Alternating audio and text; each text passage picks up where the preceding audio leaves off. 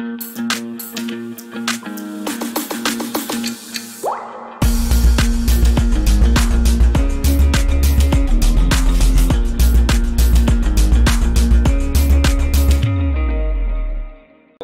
to GMA Talk, and today I have a very special and inspiring brother. Now, Dang, welcome to GMA Talk, my brother. Hi, George. Great to see you right there, and thank you so much, for hosting me today. It's so great to be and to be able to speak to you. Oh man, I'm glad to have you, and I'm a huge fan, and you are very inspiring. I've been following you on the world of Twitter, learning about your work, and then on one time when I saw you as part of the youth forum on migration in January, I'm like, wow, that's the guy I follow on Twitter, I could imagine how that felt. Yeah, so it was very interesting, very, very good. Yeah, so you can just start by introducing yourself, where you come from, and where you are living right now. Yeah, thank you so much, Gerard. Yeah, I've been following the work you do as well, and it's really impressive, trying to share narrative here and there about how people think about migrant refugees. So thank you so much for having me today. It's so great to be here. My name is Niall Deng. I'm originally from South Sudan, but I was born and raised in Ethiopia, where my father had settled after fleeing the Sudan Civil War nearly half a century ago. And I moved to Kakuma Refugee camp in Kenya in 2010 when I bleached back in Ethiopia. I was installed by her militias, and I traveled for 2 weeks alone. My dad instead moved back to South Sudan, and it felt like Kakuma would be a much safer and kind of place to me than Ethiopia or than South Sudan. And then I came here with two families back from my village in Ethiopia, and we just kind of start a new life in Kakuma. So I've been based in Kakuma refugee camp for the last 10 years. Okay, wow, thank you very much for that in terms of introducing yourself. So then when you talk about being in Kakuma refugee camp for the last 10 years, how life has been over the last 10 years, and what are like the daily routine in the refugee. Yes. I think there are two sides of a refugee camp. There are these stories of devastation and suffering that the world know about a lot, and there's another side. These stories of resilience, these stories of hope, these stories of courage. And when I came to Kakuma, the first thing that came into my mind was the school, because as a child I grew up, in a place where I was I was introduced to the outside world by a radio that my father owned. And through this radio, I start imitating the news broadcasters they share the news, and I say to myself, one day I'll become a journalist. And that became a dream. And I say to myself, that I need to make this happen. I need to become a journalist. I see how information was power. I could see men from my neighborhood coming down to our compound every evening to listen to the radio, to try to find out what was happening back in South Sudan when I was peace going to camp. And when I came to Kakuma refugee camp, the first thing that came into my mind was the school, because I knew that it is only through education that I can be able, to secure a more full and brighter future for myself. And also, it's only through education that I'll make my dream of becoming a journalist a reality. And when I get to school, I think something that really, changed the trajectory of my life is that when I get to the classroom, I was not only able to get knowledge, but I was able to find a place of solace. So the school gave me a safe place where I could instead, think about my future, then my nightmare, the trauma I experienced, while fleeing my country. And I think that changed my whole experience in Kakuma. So there's the trauma part of it, but there's also the whole part of it, which I found in education. So every single day, I wake up, I have hope, knowing that through education, I'll be able, to secure a more full and brighter future, and I'll be able, to make all my childhood dreams a reality. So that gives me, I would say, the motivation to keep moving forward in life, and to also look toward a brighter future, which I think changed my mindset, from a negative mindset to a positive mindset, which helped me identify opportunities instead of challenges. Okay, wow, that's amazing. And it's really also like talking about opportunities and just looking at challenges, because challenges are everywhere, and challenges are a lot and many of them. And speaking of one of the opportunity, I understand you're either the founder or the co-founder of Refugee Youth Peace Ambassadors. So what is this initiative about, and what narratives or what opportunities you try to create for not just youth, but everybody in the Kakuma refugee camp? Yes. So, as I said, I get to school. It gave me a place of solace. It gave me a safe space where I can think about my future instead of my trauma. I was able to heal from my trauma, and I start looking toward a brighter future. But something, that keep haunting me is that as someone who aspired to become a journalist, I listen a lot to the stories that happen around me. I listen a lot to other refugees as well, and I think that will just inform the work I do today. Trying to advocate for other people, because it is through listening to their stories, that I get to get more familiar with their lives here.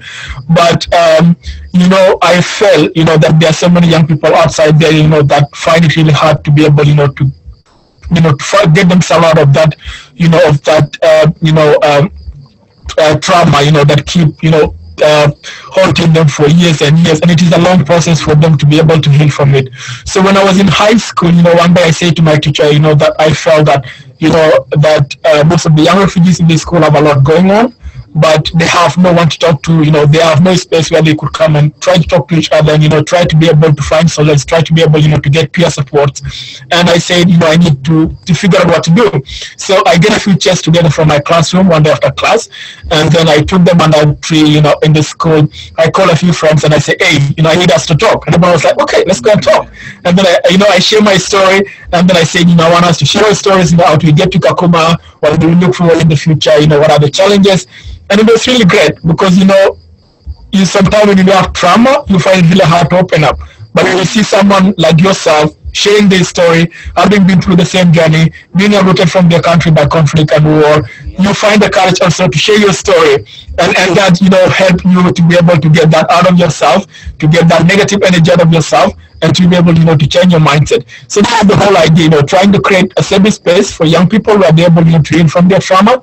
And, after, a few weeks, you're able to get like more than, 100 young people together every week, for weekly sessions, and then we could, invite teachers to come and give us mentorship, and we could invite other people from the community as well to come and do some sort of mentoring to these young people. And I later felt that there's young people in the community that could benefit from this. So after I finished high school, we extended the same thing to the community. So we organized mentorship sessions, and then after that our works now expanded more to target peace a lot. So we organize game and sport activities that bring together young people together, to play, to be able to be happy, to look at ways they can promote peace. We organize workshops around peace building and conflict solutions.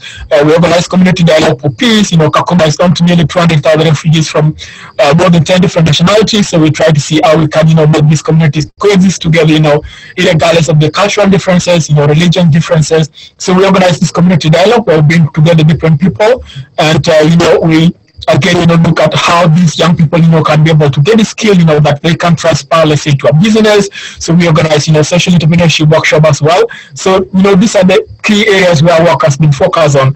And it's really amazing to see someone who the other day talk about let's say when I get to our country I'll kill these old people who get us out of that place, talking about peace. They say when I get to my country I want to become a leader, I want to look at how I can build that country. Or let's say yesterday 2 young people fought in the field, and I step in and I say, hey, this is not a good way, we need to talk. So I think it's those stories that inspire me now to continue doing that work, because I felt, okay, if I change this mindset, I can be able to change this mindset and all of like the army of peace ambassadors. Okay, wow, that's it's really amazing and just inspiring, like the way it started and bringing like young people together and like changing like the mindset, because at the end of the day, indeed, yeah, it's within like the way you think, if it's like no matter like the challenges or no matter like our past history, as you have said yourself, we flee because of war, flee because of persecution, but then at the same time is like how can we make best use of where we are and what we have, so I'm really glad to hear about that kind of initiative and that kind of organization, to really encourage and empower young people, to not, yeah, indeed, we've been through worse, our families have been through worse, but as individuals, as young people, how can we change our lives and those around us, So then who supports you, or in the community, whether it's in Kakuma refugee camp, whether it's in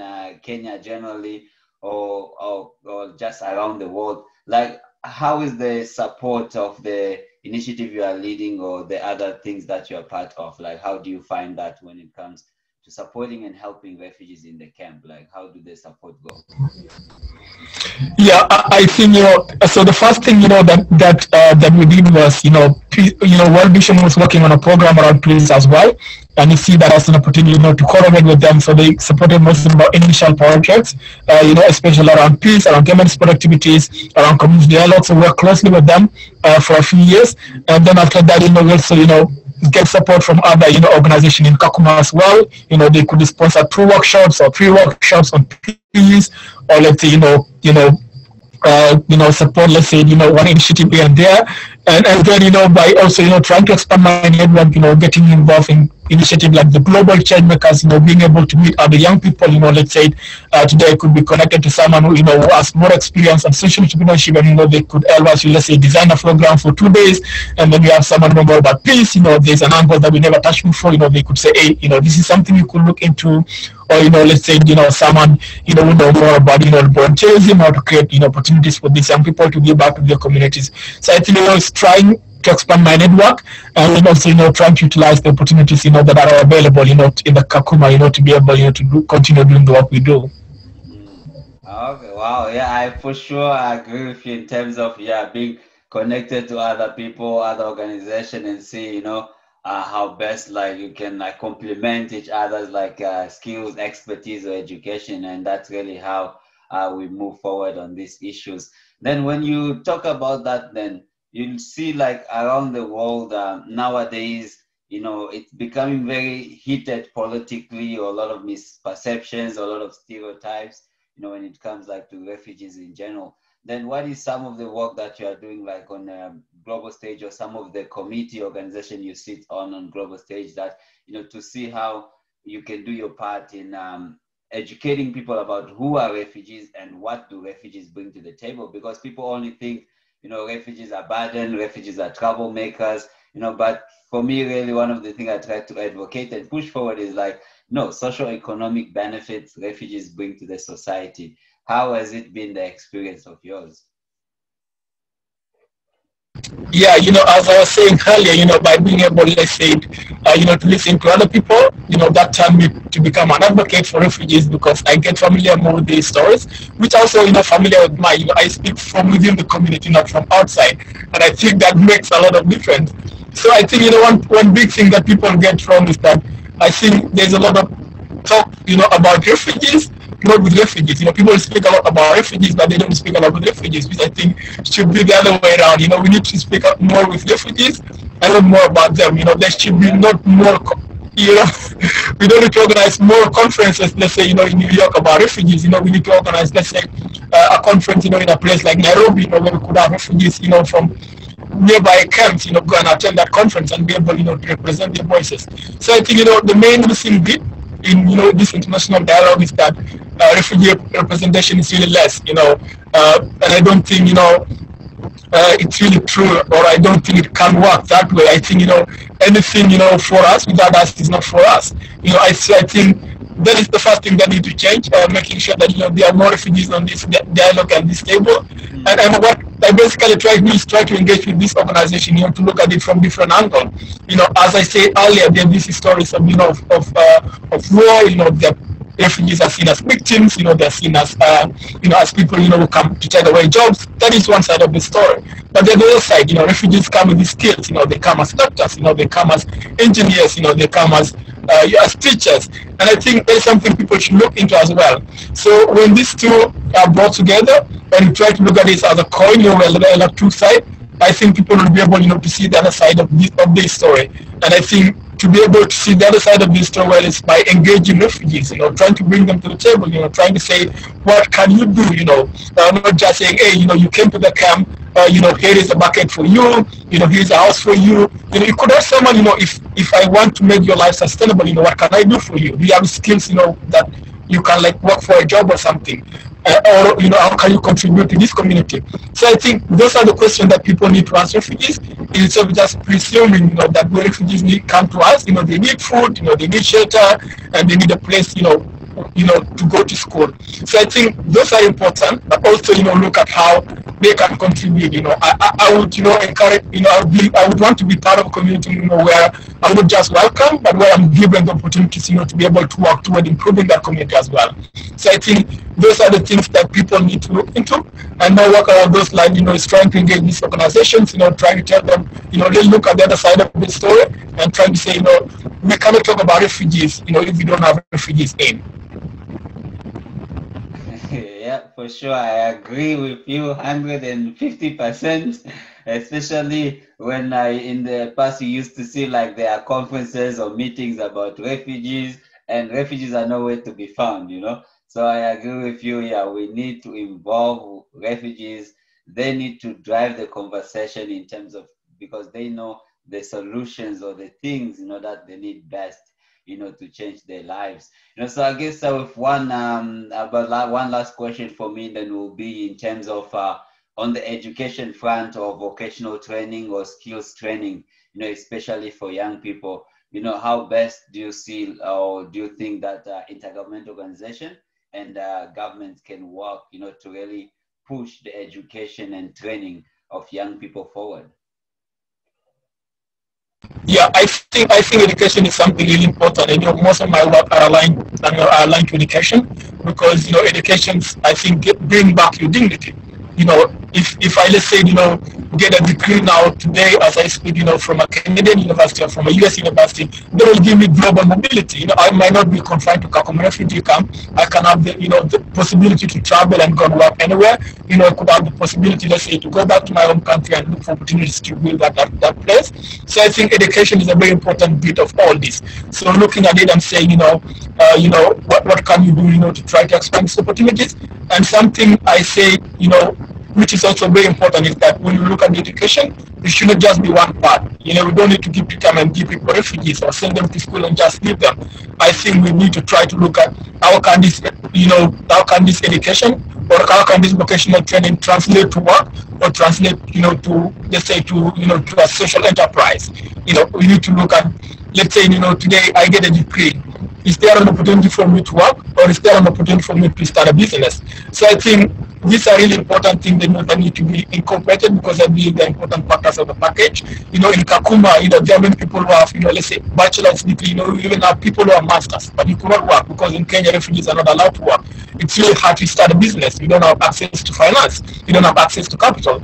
So I think, these are the conversation that government should have, that it should not just be about creating opportunities for refugees to go to school or, to get this skill, but it should be about, creating opportunity for them, to make sure as they get this skill, they're able, to transition to work, or they're able to transition to self-enterprise. Yeah, for sure. I agree with you, because, when you look at the countries that most of times host refugees, in terms of like mobility is even a challenge, like getting even documentation is a challenge. Now imagine, being offered like entrepreneurship or work permit opportunities, So really, these are kind of things and dialogue, that the leaders and governments have to have is, it's one thing like to push the educational and the trainings and the vocational skills of refugees, but then, okay, what happens after, as you say, refugees are doctors, engineers, teachers, everything you name, education. All of that, yeah.